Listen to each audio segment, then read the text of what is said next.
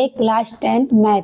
तो हमारा तीसरा सवाल है, जांच कीजिए कि क्या किसी प्राकृत संख्या n के लिए संख्या 6 की घात n अंक 0 पर समाप्त हो सकता है या नहीं। तो हम बताते हैं। तो यहाँ देखें, सबसे पहले डालेंगे यहाँ पे हल और यहाँ पे लिखेंगे 6 की घात n। तो इसके सबसे पहले हम करेंगे गुणनखंड।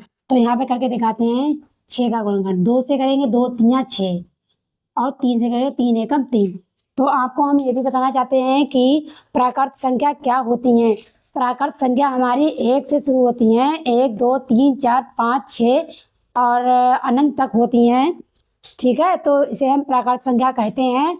तो इसका हमने गुणनखंड निकाला, तो ये क्या निकला, 2 गुणा 3। तो इसे हम इस टाइप से लिख सकते हैं, 6 की घात n बराबर, इसे हम लिख सकते हैं 2 गुणा 3 और इसकी घात हम लगा देंगे n। ठीक है, इसकी घात हमने n लगाई है। अब हम इसे कैसे लिख सकते हैं। अब इन्होंने हमसे पूछा है कि प्राकृत संख्या n के लिए संख्या 6 की घात n अंक 0 पर समाप्त हो। तो आप यहाँ दे सकते हैं, मुझे 2 मिला है और 3 मिला है, तो यहाँ पर ये संख्या 0 पर समाप्त कभी नहीं हो सकती है। मान लीजिए जगह पर यहाँ पर अगर 10 होता और इसकी घात n होती, तो हम इसके गुणनखंड निकालते, 10 के गुणनखंड निकालते, 2 पंजे 10 और 5 एकम 5। तो आप देखेंगे, हमें देखिए यहाँ पे 2 गुणा 5, तो हमें यहाँ पर 10 के गुणनखंड, देखो 10 के गुणनखंड ये होगा 2 गुणा 5। तो यहाँ पे हमें 0 मिल रहा है, नहीं मिल रहा है, देखिए मिला नहीं मिला।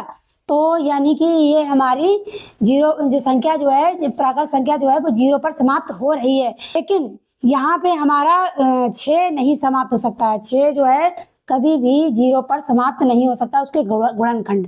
ठीक है, तो यहाँ देखिए 2 तो हमें मिल गया, ये देखिए, ठीक है, पर 5 हमें नहीं मिला है।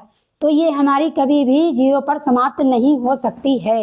हम यहाँ पे इस प्रकार से लिख सकते हैं, किसी संख्या का अंतिम अंक 0 होने के लिए उसमें 2 और 5 दोनों होने चाहिए।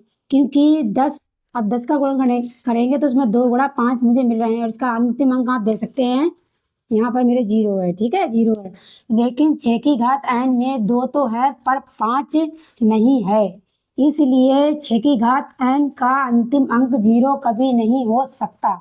आप इस प्रकार से ले सकते हैं, एग्जाम में आपका बिल्कुल सही जाएगा। और जैसे मान लीजिए यहाँ पे 20 मान लो, जैसे 20 मान लो, यहाँ पे 20 की घात n, अगर हम 20 के यहाँ पे गुणनखंड करें, देखो 20 है, जैसे 20 में मुझे यहाँ पे क्या मिल रहा है, लास्ट ऐसी दिख रहा है, मुझे क्या मिल रहा है, यहाँ पे 0 मिल रहा है। तो ये 0 अंतिम अंक जो है 0 पर समाप्त हो रहा है। ठीक है, तो 6 पर 6 यहाँ पर है, ये कभी नहीं हो सकता, 0 पर समाप्त कभी नहीं हो सकता। इसीलिए आप जो है इसे इस वजह ऐसे लिख सकते हैं। ठीक है, अगर आपको हमारी वीडियो पसंद आई हो तो लाइक करें, सब्सक्राइब करें, दोस्तों के साथ शेयर करें। मिलते हैं अगली वीडियो के साथ। Thank you.